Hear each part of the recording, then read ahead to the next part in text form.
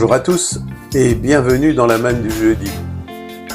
Dans le livre de Job, nous pouvons lire un passage magnifique sur la façon dont Dieu nous a façonnés.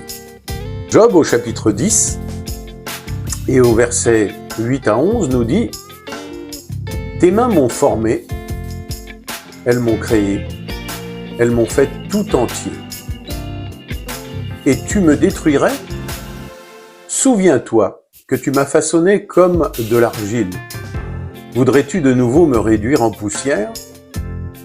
Ne m'as-tu pas coulé comme du lait ? Ne m'as-tu pas caillé comme du fromage ?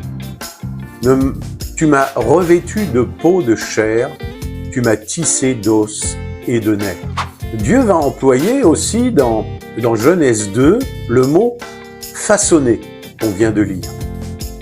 Et façonner indique la création d'une œuvre délicate, brillante.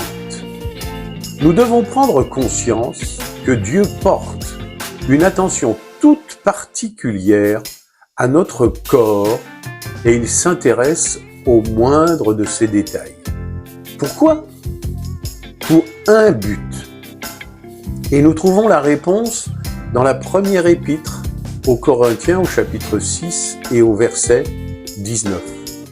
Ne savez-vous pas que votre corps est le temple du Saint-Esprit qui est en vous, que vous avez reçu de Dieu et que vous ne vous appartenez point à vous-même ?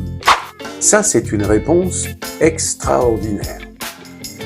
Dieu a conçu et créé un corps pour l'homme parce qu'il voulait que le corps de chaque croyant racheté soit un temple qu'il puisse habiter par son Saint-Esprit. Votre corps a été conçu pour être un temple que Dieu puisse habiter. Nous pouvons construire tout un tas d'édifices avec nos mains. Des synagogues, des cathédrales, des églises ou autres. Dieu ne va pas y habiter. Lorsque le peuple de Dieu se rassemble dans un tel lieu, ces synagogues, ces cathédrales, ces églises, Dieu y est, car il est avec son peuple. Il est en chacun de nous, mais il ne vit pas là. Il a construit son propre temple dans nos propres corps. N'est-ce pas extraordinaire de penser que le Dieu Tout-Puissant, le Créateur du ciel et de la terre, ait pris cette décision d'habiter notre corps et en faire son temple. Si nous allons plus loin, nous prenons également conscience qu'à partir du moment où le Saint-Esprit prend possession de sa demeure, eh bien, nos corps deviennent ses instruments. Nous devons être prêts à faire sa volonté, quelle qu'elle soit. Car Romains 6, au verset 13, nous dit d'offrir nos membres comme des instruments de justice. C'est alors que Dieu sanctifie nos corps et qu'ils deviennent un temple digne du Saint-Esprit. Alors je terminerai avec cette conclusion.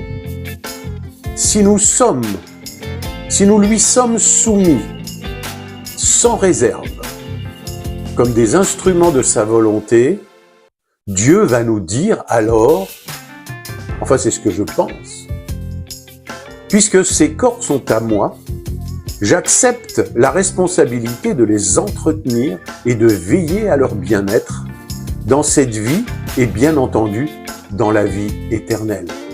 Mon frère, ma sœur, offrons au Seigneur notre corps sans réserve afin qu'il soit un temple sanctifié et digne du Saint-Esprit. Amen, à bientôt. Nous aimerions vous donner une occasion royale de recevoir Jésus-Christ dans votre vie. Voulez-vous bien prier avec moi ? Dites, Seigneur Jésus, je me répands de mes péchés. Viens dans mon cœur. Je fais de toi mon Seigneur et mon Sauveur. Et merci mon Père pour le baptême du Saint-Esprit en moi. au nom de Jésus.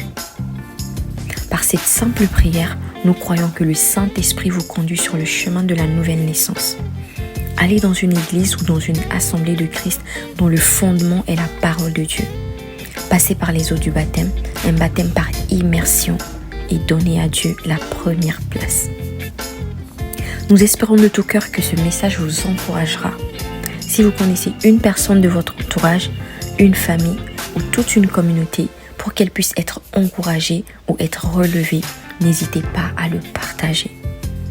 Notre vision est que ce message du Christ atteigne et touche un maximum de gens, de près comme de loin. C'est ensemble notre mission d'édifier le corps de Christ, car Jésus revient.